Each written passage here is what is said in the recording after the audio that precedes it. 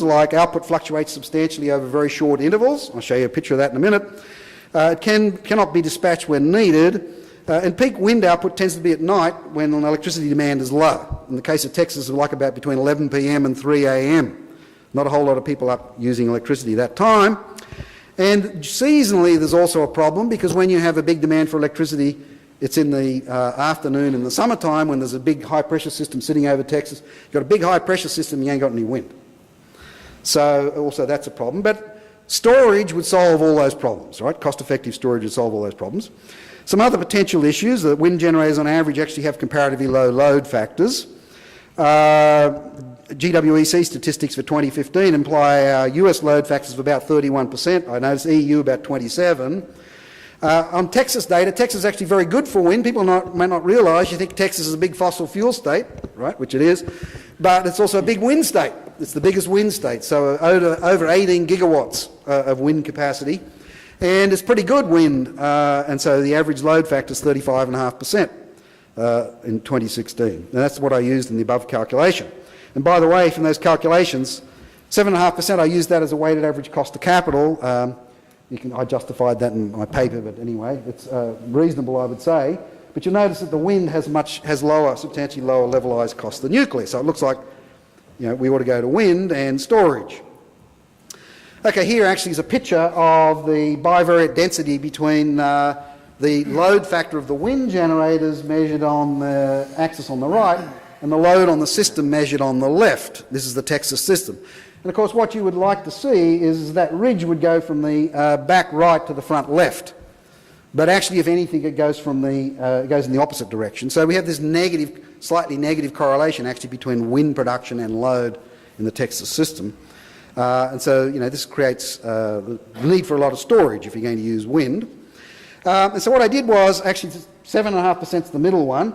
So I looked at systems which have just wind and storage or nuclear and storage, and I used the weighted average cost of capital 7.5%. And what do you find is that actually the nuclear system is annual cost of 40 billion, whereas the wind system is annual cost of 51 billion. Even though the levelised cost of wind is lower, as I pointed out. And of course, if you go down to 5%, the nuclear is even cheaper by a bigger percentage. And even at 10% weighted average cost of capital, which is basically the rate of return on equity alone, still the nuclear plus storage system is cheaper. So how could that be? And the answer is that, so here's the storage that you need with the nuclear plus storage system. And again, you're going to have your lower demand in the fall and the spring, higher demand in summer especially, but also a little bit in the winter. And so you want to shift the power generation over seasonal. This is what happens in the wind system. And notice the change in scale of the gigawatts up there. The amount of gigawatts excess or deficit that you're having to cover with storage is much, much, much higher with the wind than it is with the nuclear. And so the variability of the wind completely dominates the variability of the load, okay? And so you need to have basically double the storage in the wind system. That's what makes it so expensive. Okay, I'm getting the wind-up signal. The question then is, okay, if along the bottom in this picture, what I've got is the natural gas price as a ratio to the 2016 price. And so as the natural gas price increases with the 7.5% cost of capital, there's an intermediate range in there where the green is, that's where you put in wind. So wind is actually, can be cheaper when you're backing it up with natural gas. But when you're backing it up with more expensive storage, it's actually more expensive. That's the whole point is, wind needs a lot more backup. When that backup is cheap gas, wind plus gas system is cheaper. But when that backup is expensive storage, wind plus storage is more expensive. And the other thing is that the period where you use wind is actually very short. And I'm going to skip through these. All I'll say is that on this, what I show here is, let's suppose we constrain wind to zero. How much does it raise costs? In those systems where you want to have lots of wind on the system, does it cost you very much to constrain wind to zero? Answer, no. It's fractions of a penny. So the second line there is like the average cost. So, 1/100th of a penny difference to constrain the wind out in one of those examples. This one here, it'll be, tenths of a penny average cost to constrain the wind to zero. Final slide. Technological change in producing and using fossil fuels is going to keep them competitive, I think, for many decades. Natural gas is going to be sort of continue to increase its share, but we're also going to have a lot of coal because a lot of people want to get electricity. And in the long run, one thing that happens here is energy density kind of favours nuclear, I say of some sort, doesn't necessarily have to be the same, this one. People don't realise, like the usable energy per kilogram in uranium oxide is about 10,000 times the usable energy per kilogram in diesel fuel. So it's just an incredibly dense energy source. Storage, final point, storage is thought to be the answer for renewables, but actually, storage actually helps stable baseload power even more, because you can run the stable baseload power 24/7 and use storage to even out where the load differs from the production. So it gives you an even greater advantage to a stable source than it does to a variable source. And in my example calculations here, double the capacity required with the unstable source. Okay. That was my controversial.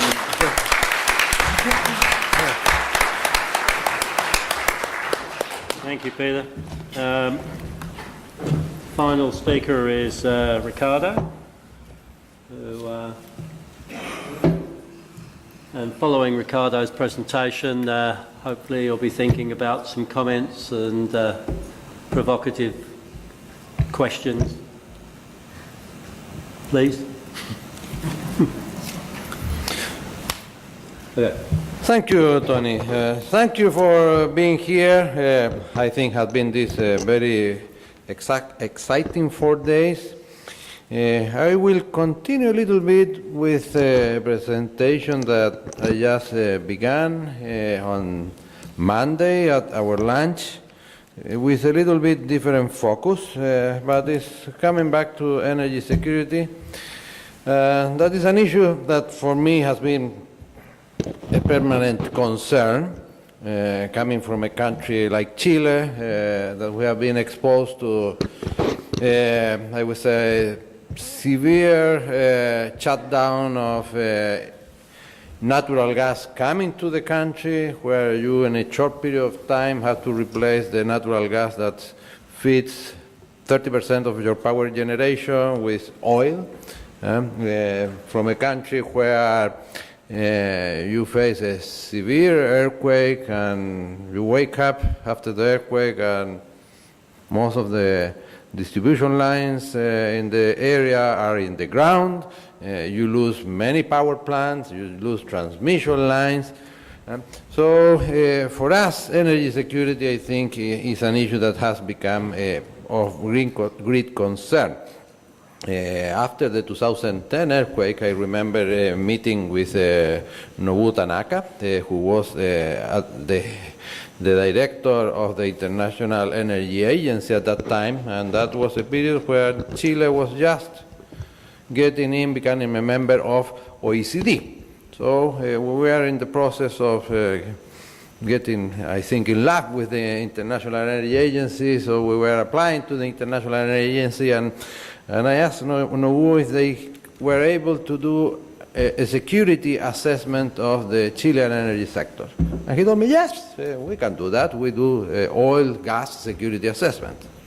I said, okay, but I want the whole energy sector, the electric system included. He said, well, we don't do that, but we are going to try.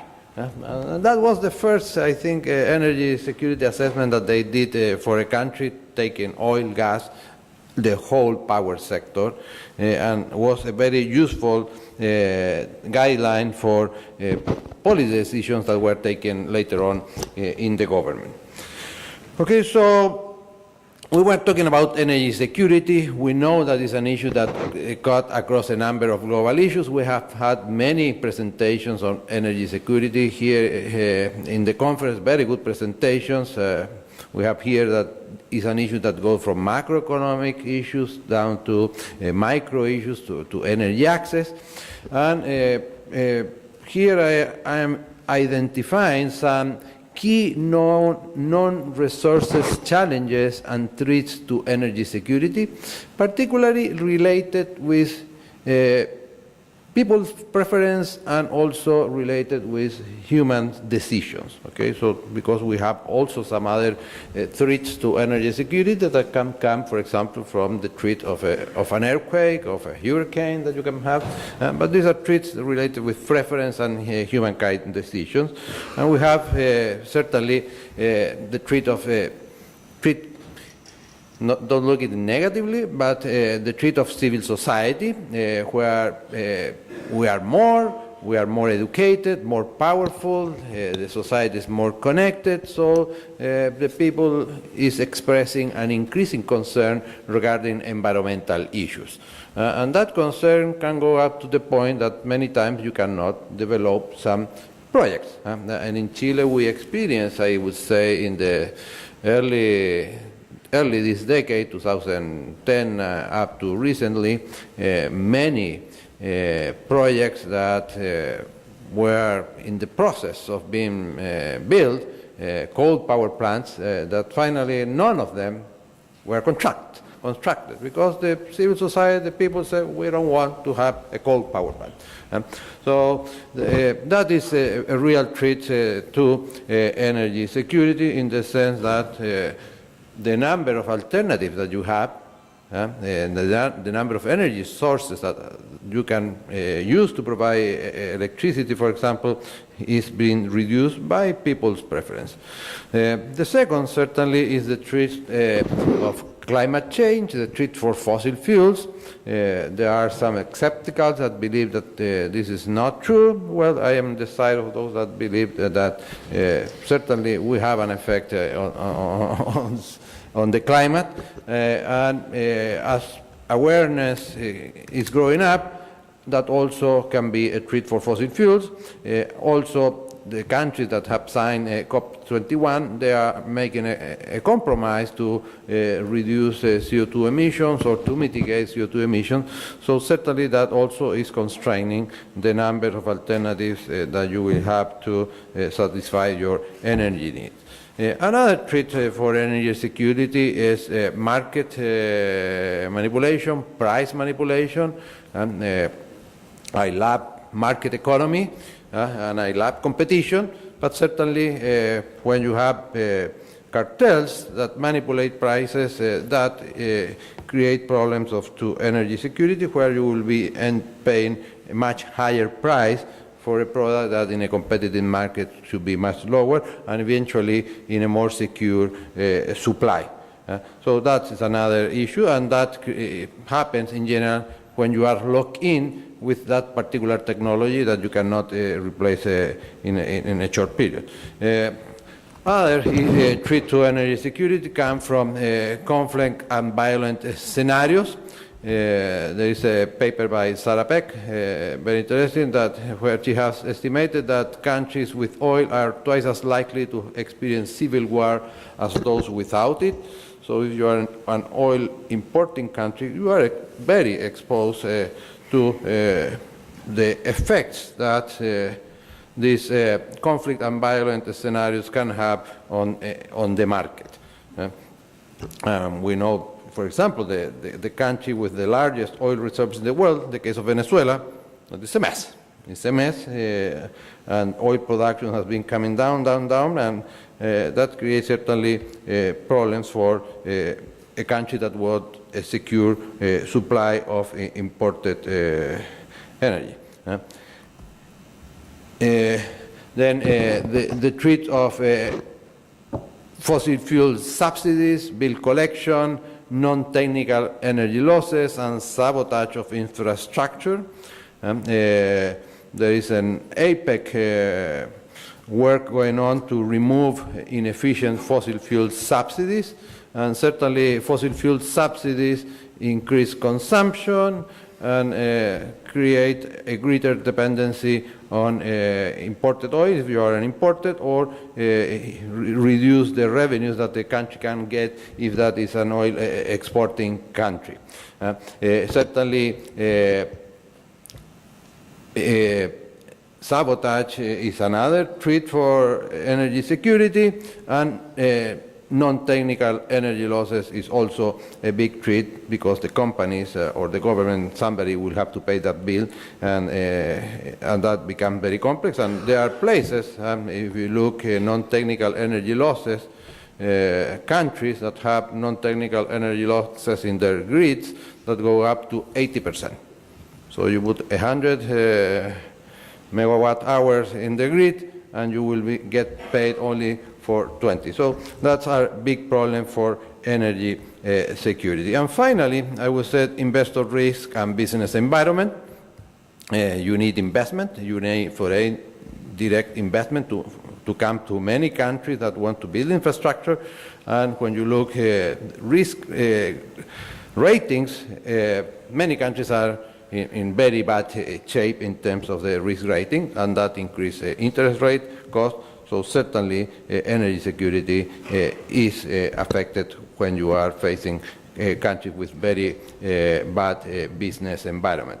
And also, if we do look at the ranking, at doing business ranking of the World Bank, in general, major oil producer countries are not very well ranked in terms of their business environment. Okay, so that's the, let me say, the part of a problem. But we have the good side is that there are energy security enablers. Certainly, if we can have a very bad business environment, but we can change it to a good business environment, we can have a well-designed and resilient energy system. If you have access to energy resources, that's much better. And finally, the point I think I want to underscore here is the issue of innovation, which we have been seeing that enable new energy sources and access to additional resources. Already have been talked here about natural gas. Natural gas is an increasingly important energy source worldwide, and in the case of Chile, for example, was the construction of LNG terminal was key to solve the energy security issue that we have from imported natural gas from Argentina. And that was possible because of innovation, where innovation in certain sense allow us to put gas in these ships and be traded and exported to places that are very far away. So innovation in storage and transportation technology has been a great enabler. Innovation in drilling technology in the oil sector has been a great enabler of energy security in the last decade. We have seen how has improved the technology to extract shale oil, shale gas, from where the first oil wells back in 2007, 2006, were oil drills that produced in the peak 100 barrels per day, and today they are in 500, 700, 1,000 barrels per day. So the productivity has been really amazing how it changed. Also in exploration in deep water, where we have been moving to places that 20 years ago were not unmanageable, and certainly the innovation in tar sand in Canada has been a great complement. And also innovations in renewables, energy efficiency.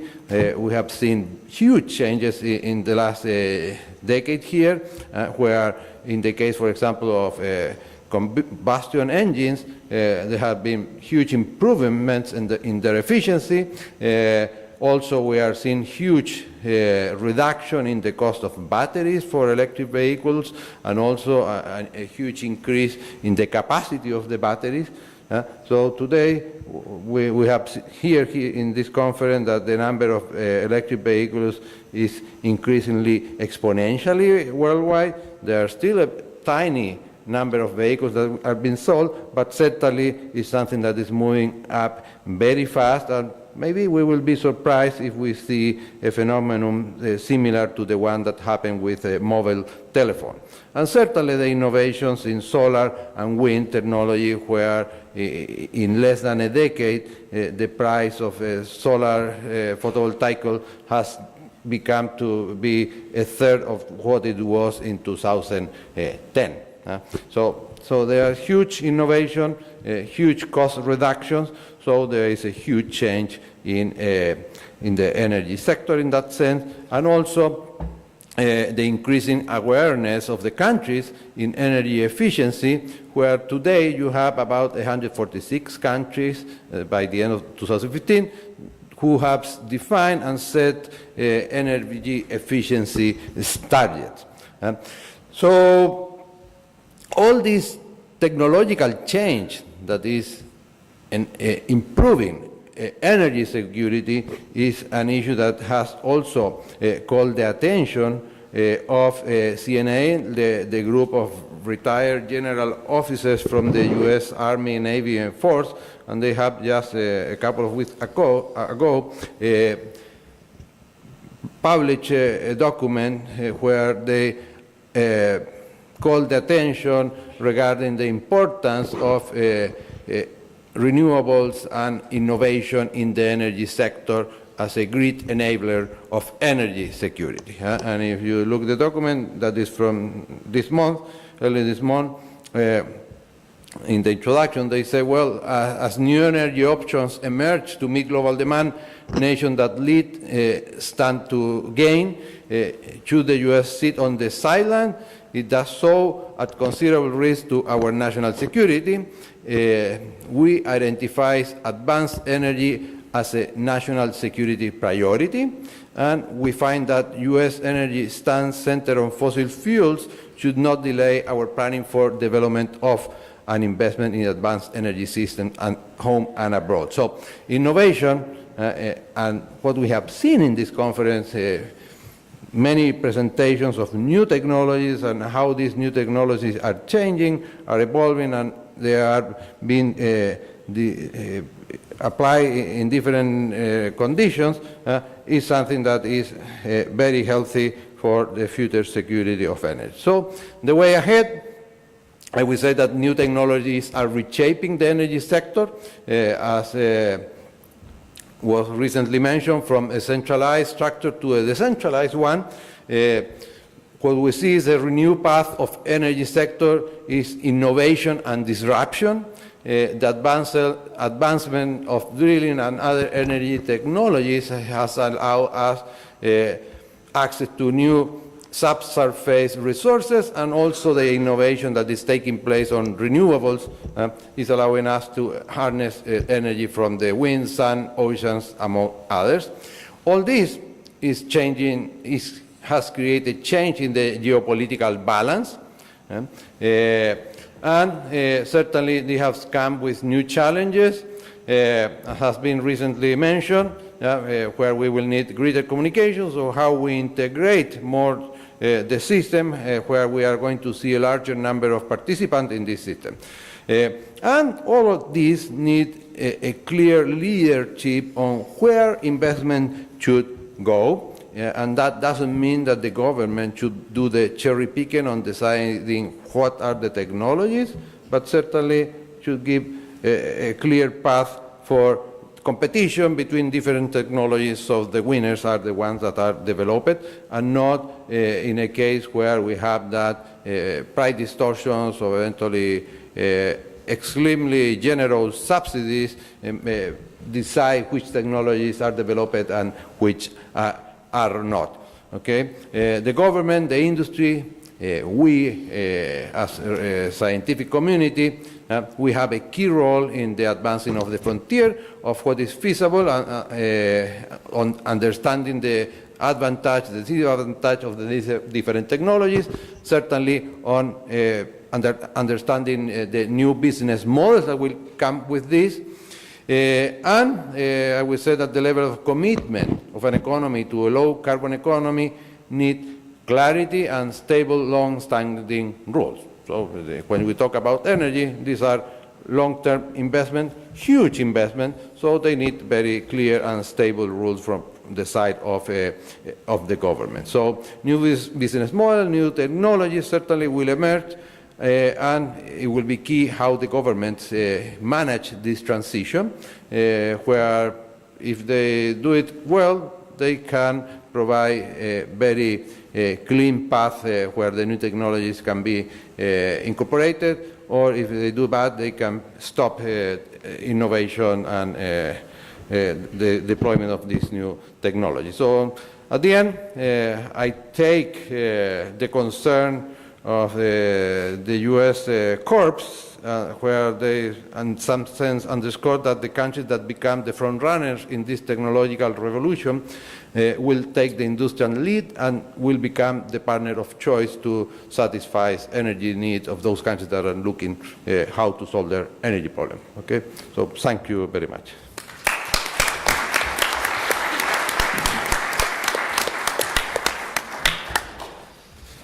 Thanks, Ricardo. Now, Boqiang Lin has to leave very shortly, so are there any questions specifically for him or any comments specifically for him so that we can allow him to leave to go to another meeting? Specific comment is a great presentation about why it's so difficult to figure out what's going on in China. Absolutely. It has been a very dramatic change in outlook, hasn't it? That's an understatement, of course. There must be some sort of inquiry as to why the sudden cessation of basically electricity, why you've suddenly got this overcapacity. Right. I think that the economic growth, 6.5, 6.9% is still pretty good. It's the energy demand is a problem, yeah. And energy demand problem is because of there's must be some economic structure changes. That's for sure. But I think even more important is the too much concentration on heavy industry I just mentioned before. And if that's not good, then the whole energy demand will can come down very quickly and a very low growth. I do have one question. Okay. Can you? Or maybe suggestion. Yeah. Can you give your name and affiliation? Bob Brooks from USA. It was very interesting. I agree on that. You developed at least a qualitative correlation, right, between the primary or heavy industry and so forth. Right. Maybe one thing you could do to add some knowledge to that chart would show the GDP changes only in that sector instead of the entire country, and see whether that follows in some similar kind of way to the changes that you were seeing. Good idea. Yeah, but I think the technology somehow will take some time, but that change is too dramatic. 1 year, something like that, 2 years. Yeah, yeah. Okay. Final chance with BQ. Okay, thanks very much, BQ. Thank you. We'll now extend it. Can you send me your presentation? Yeah, sure. I realise we're running out of time, but let's extend this across the panel. Thanks. Thanks. Can I go first? Let's extend this across the panel. Just the gentleman here first. You had your hand up earlier. Okay. Oh, sorry. I'm Saqib Sajjad from Abu Dhabi Gas Industry. My question is to Dr. Peter. Hello. It's okay Sorry. now? Go on. Yes. Yeah. So you are saying that LNG export from US will limit LNG price. It will not cause LNG price to increase. LNG export from US will limit the LNG price. So my question is, what are the chances that LNG export from USA will not flood the spot market and collapse the LNG price, just like shale oil has collapsed the oil price? And if it happens, what will be the impact on renewable energy projects when you are saying that combined cycle is levelized cost is less than 5 cents, and in that 5 cents, 2 cents is just due to fuel cost only. Right. And just one more question. If the geopolitical situation in Middle East escalates, so what will be the impact on LNG and natural gas price? Okay. Thank you very much. So part of I had there some shipping costs for the US LNG. So part of the story is why wouldn't it collapse too much? Number one is the shipping costs are not that low. I didn't have a chance to go through, but you can compare them with some of the other shipping costs to the same locations. That's the first point. Second point is, I think the Henry Hub price will probably go up a little bit, and these sort of deals all involve indexation to Henry Hub. So as the demand for gas goes, so what's happened in the United States, for example, in anticipation of a slight rise in Henry Hub, we've now got people very interested in the Haynesville Shale in Louisiana, which is right next to Henry Hub, but it's a dry gas play.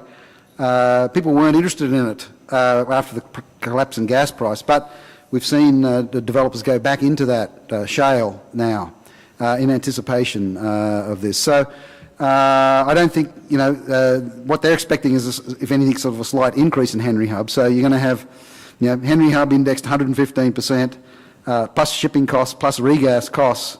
So, that's going to, not going to give you a collapse in the gas price. But still, my point is it'll keep sort of a lid on that. There's been enough LNG projects to keep a lid on that. Your second point was what happens if you have like a war in the Middle East? Yeah. So, well, of course, all energy prices will go through the roof again. I think that's pretty clear. We've seen that game played out before. So, those kinds of things are real game changers. And Reinhard, you wanted to add to it? Does it work? So I have a short statement and a question to Peter regarding the nuclear issues. Today we have, I would say, the benchmark for nuclear energy costs in the northwestern world from Hinkley Point in the UK, and it's about 12 cents per kilowatt hour. On the other hand, we have benchmark for the southern countries, for example, Chile for photovoltaics, 2.89 cents per kilowatt hour. And my question is now, Peter, which private financial investor do you think will invest in nuclear in the northwestern world? Northwestern world. USA, Europe, except the UK government. Okay, so because my calculations were all based on Texas electricity system and prices as reflected by the EIA. So I had the numbers there. And I did show you that the levelized cost of the nuclear was higher than wind, for example. But the whole point here is that, as I mentioned, it turns out in this system you have to have twice the storage capacity with the wind than you need for nuclear. So, in the long run, nuclear plus storage ends up actually being cheaper because you have so much less storage, so much less need for storage. You have to take into account the cost of the storage, which is even higher than the cost of any of these generating systems. And so that's the problem, there's a very expensive storage that you need to supplement with. But if you go to the market, who would be the investor? Well, we're talking about the long run here. So in my example, where does nuclear come in? Only when the price of gas gets very, very high. So, in the graph I had, so it's not coming in right now. And as I mentioned, my argument is I expect the system to be dominated by fossil fuels for many decades. But what I was talking about is, in the long run, we have to have something else. And what is that? And the long run here in this, my sort of analysis was, as the gas price rises, that being the sort of the last stander for fossil fuels, so to speak, in generating electricity, and supplying, all of our energy needs, except maybe aeroplanes, what then is the cheapest system? And you need, if you're not going to have any fossil fuels, you've got to have storage. And that's the problem, is that the storage is very, very expensive. And but the storage will not come if it's expensive. Then you will find other problems. Well, it will come if the fossil fuel price gets high enough. That's what happens in my example. I'm not so really sure. Yeah, I better take this one offline. But, it's just that Hinkley Point C was rather unusual, wasn't it? The agreement was for 30. I mean, that was a very good deal. 30 years at double the current price of power. For whom was it a good deal? It was a very good deal for EDF. Okay. That's right. Okay, did you want to make another comment? Thank you. Yeah, just a couple of things that, first of all, I would say that storage is not one thing. Of course not. And storage, when you're talking about electricity, most people are really talking about very short-term storage that can handle fluctuations in wind and solar and perhaps overnight. So they're talking really short-term. Now, I work mostly in the area of natural gas. When I talk about storage, we're talking about months. Yeah. We're talking about 7 months of injecting gas into storage and 5 months of withdrawing it, because we have another phenomenon, which is seasonality. Yeah. And a lot of that seasonality is devoted to space heating. And if you look at trying to think of storage along those lines, for example, replacing all, let's say, natural gas storage with electricity, how can you store all of that electricity to handle peak loads up in New England or any of these cold places throughout Europe, Russia, United States? Now, this is not talking about around the equator in the tropics. That's a different story. So one thing is storage and understanding the different kinds. That's really important. Oh, I understand that. So, I mean, my point was I was looking at the cost of battery storage, other grid level storage systems, which would analyse this. I'm not arguing with you, by the way. Yeah, no, but I'm simply saying one of the things that you asked for was concepts that we have and thoughts that we have. Yeah. So I'm not arguing. No. But this was what I have tried to explain, that we have... Your hydrogen, right? We have in principle short-term and long-term storage. And no short-term storage will ever generate electricity. You can just do it by natural gas maybe, but in Europe we had the experience, if we really need the storage, then the storage is empty. Good. Okay, so the second thing that I've never heard anybody at any of these conferences ever talk about has to do with byproducts of not fossil fuels. Remember, when you say fossil fuels, you're actually using the word fuel, which means burn it. Right. Okay? But this is actually not fossil fuels. They're actually hydrocarbons. And those hydrocarbons have many, many more uses than just being burned. In fact, if you took away, forget about your cell phones, forget about any plastics, forget about your car, forget about much of your clothing, everything else that comes from byproducts produced from these hydrocarbons. Not only that is, it seems to me that there's an irreducible minimum that is required for heat in the process of metals in particular.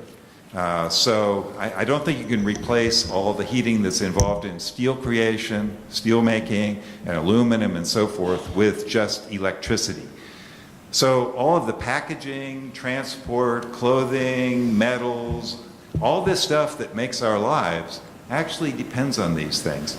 So anybody who's talking about a non-hydrocarbon world or keep it all in the ground had better get out and send people to school to study how you're going to replace all of that aspect of civilization right now, which I think is very much underestimated by most people. So my point about that would be that, as we've seen with the shale, why did the shale gas revolution occur when it did? It was when the United States had the highest natural gas prices in the developed world. It gave people an incentive to look for new technologies. As the costs of fossil fuels go up, there will be incentives to look for all sorts of substitutes for all these things you're talking about. And indeed, I mean, if the most valued use ends up being, chemicals and so forth rather than burning it, then they'll outbid. So as I mentioned, I mean, we're talking here, for the next few decades, I don't think the system worldwide, the energy system, has got an enormous amount of inertia. It's not going to change a lot, right? We're starting to think about the long run. Why do we want to do that? Well, because, as I mentioned, the long run, where you think you might go in the long run influences where you think you might want to put your research now and the sort of adjustments you might want to make now. And we know eventually we're going to have to stop burning fossil fuels, so we need something, right? And up until now, we've always been able to come up with an alternative. We've never run out of anything, right? There's always been an alternative that's at a price, at a cost. Okay, final one, Ron. There's actually more. Ron Ripley, University of Tulsa. That's actually to add another argument in support of what Peter was saying about something like nuclear as opposed to wind. And the one of the negatives about wind that Peter didn't have on his list is the footprint that's necessary for it. It's been about a decade since I did the calculations, but with 4.5 megawatt wind turbines efficiently and effectively spaced requires something on the order of 10 times the footprint of a nuclear plant. And then if you take into consideration, and that's just for the same installed capacity, so say 1,000 megawatt nuke, 1,000 megawatts of installed capacity. If you then take into consideration that the wind is only going to operate, even in Texas with really good onshore 35% of the time, it means you need somewhere between 2 and 3 times that footprint to provide the same kind of reliability, and that almost never gets factored into the discussion about the trade-off. Yeah, this is what I was alluding to in my final slide by talking about energy density, but I didn't really have a point to opportunity to emphasize the point. But you know, the fundamental issue is, yes, when you burn fossil fuels, basically we're working on chemistry. We've been mucking around with chemicals for a few hundred years, right? Nuclear power, you're working off the weak and strong nuclear forces. As I mentioned, you know, the usable energy from a kilogram of uranium oxide is 10,000 times the energy in a kilogram of diesel fuel. So fundamentally, and replacing, and the energy is a huge problem. I mean, the energy system is really, really big. It's a big problem, you know, and it's getting bigger if we think about all the billions of people who don't have electricity, who rightfully want it and are going to try to get it. And so you need a lot of energy to replace that. And, you know, I think this is... A quick follow-up was that in Texas, you've got a lot of empty land that's either got cows or producing oil and gas wells, so you've got a little cheap land to put all that on, as opposed to many other places. Yeah, although Texas did have to spend $7 billion on upgrading their transmission network because all the winds in the west of the state, all the demand is in the east of the state, and those transmission lines also are only used at 35% capacity. So it was very, very expensive. There was a loading on everyone's power bill to pay for that big transmission upgrade. Whereas, you know, if you wanted to put a nuclear power plant out in the West Texas desert, and you build the same power line, you'd be using it 24/7 at 100% capacity. So the transmission would be a lot cheaper. But could there be a solution if we put the price on carbon? And then we could have, let's say, really competition between different sources. You must not subsidize any technology, any source, and you could include all these costs of the power of the grid. Would that be an approach we can agree on? Then you have nuclear competing with renewables, with electricity from natural gas, coal. Yes. But I do not know the US Right. US perspective with respect to this carbon pricing approach. Well, that was part of my point, that if you increase the price of gas, so I had it as like, you can think of it as a tax rate on natural gas. As you increase the price of gas, yes, you go through an intermediate range where wind, the answer is wind plus gas, right? But the point is, if you think about it as a dynamic optimization model in the long run, you're spending a whole bunch of money on building wind generators, a whole bunch of money on transmission lines and so on, and you're not going to use them for very long if the gas price keeps going up as we run out of fossil fuels. So, you know, in the short run, the point I made is that the wind requires so much more backup capacity. When that backup is cheap gas, wind wins. But when that backup is storage, which is what you need for the long run, it doesn't win. That's the point. I mean, I understand your point, but I think the problem is that we should try to find, let's say, a competitive solution. And if we look at the past, in most countries, also in the United States, you had some kind of planned economy. And all the nuclear power plants, the atoms for peace, as well as in Europe, the developments from the 1950s to the 1980s were simply planned economy. And is there any possibility now that we move towards, let's say, a more democratic, a more competitive, a more decentralized system? How could that work? And I think it's important to recognize different countries have different problems. In the northwestern countries, we do not have the electricity growth as we have it in, let's say, the southeastern world. So when we look at the IAEA forecasts, they say the engine moves to southeastern Asia, and they will contribute to the largest part to economic growth and also energy consumption. Right. I guess I've been given the signal to, I've been given the hook, so we will leave it at that. Okay, thanks very much to the panel.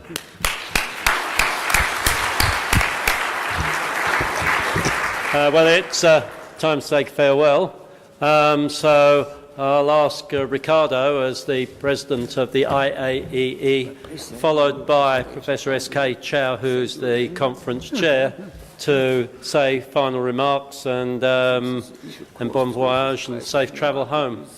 Ricardo. Thank you, Tony. Well, I think this has been 4 very exciting days, a very success conference that were well beyond our expectations in terms of number of people that have came. So I want to congratulate the organizers. I want to thank the presence of the Minister Massagos Zulkifli the first day. For us, it's very important to have government authorities that come here so we can learn what they are doing. Also want to thank the Energy Studies Institute, the National University of Singapore. I want to thank Professor S.K. CHOU, Tony Owen, the General Conference Co-Chair, Kiang, Easton Kwan, Jean-Louis, Xiamen, Ronald, for his time that put always in the organization of the conference, David Williams, council member, and certainly all the people that belong to the association and comes to this conference. Also, I have to thank the sponsor. As I have said previously, for us the sponsors are key, because without their support, we will be in big troubles to organize this conference. So I want to thank SEMCorp, Konrad Adenauer Foundation, Technoform Group, SP Group, Enedis, Ofit, Magic Soft, the Singapore Exhibition and Convention Center, Your Singapore, and the collaboration of NHH from Norway. Thanks the City of Singapore for his kindness and hospitality. I invite you to save the date for our future events.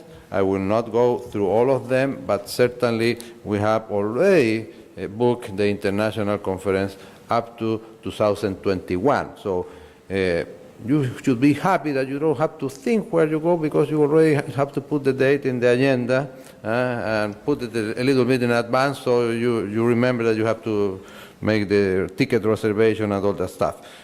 And you are very well invited for the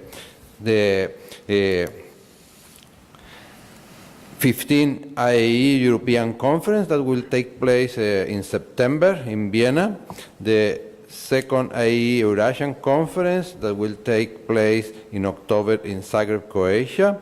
In November, we have the 36th US AEE North American Conference that will take place in Houston. And next year, we have our 41st IAEE International Conference, Security of Supply, Sustainability and Affordability, that will take place in Groningen, again, the Netherlands. And certainly, you are invited for the 42, 43, and 44. Okay, so thank you for being here, and I invite Professor CHOU that will give some words. Thank you very much.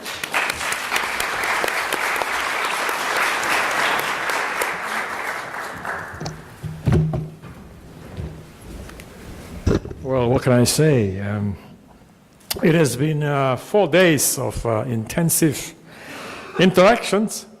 I won't say anything about the so-called forward conferences of the IAEE, neither will I say anything about today, yesterday, and the day before. what I want to say is something that impressed me a lot in our friends, those who are here, and also my colleagues. Many of you, we found out, have not been to Singapore before. We realize that you are fond of making trips from the west to the east, bypassing us. So now, while we have had the privilege and the pleasure of welcoming you to Singapore, we remain interested in very much wanting to let you know that should you ever come this way again, either going east or going west, find time to drop by and see us. All you need to do is just send us an email. So my last word is really to wish you all the best, safe journey home. And with the last few days you have towards the weekend, I hope you stay for the weekend, please find time to discover Singapore. And I want to thank all those who has helped to make this conference possible. Besides the IAEE council members, Olga from Norway, and our team, Jen, especially sitting in front of us here, and our PCO, Veron, who may not be here. I want to thank you all for being here, sharing with us your knowledge and your experiences, and I look forward to seeing you again. Thank you very much.